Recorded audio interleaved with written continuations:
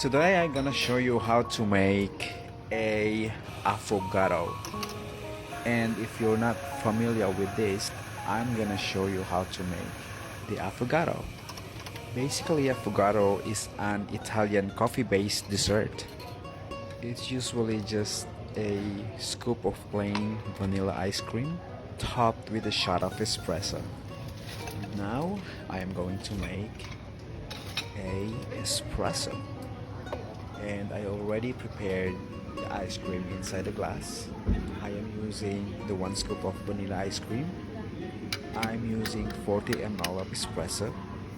Let the espresso drip on the top of the ice cream till it finished. And look at that, the brown crema that mixed with the ice cream. It looks so delicious.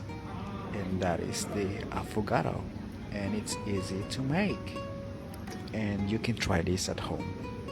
Basically, it's just a vanilla ice cream topped with espresso shot, and this is my affogato.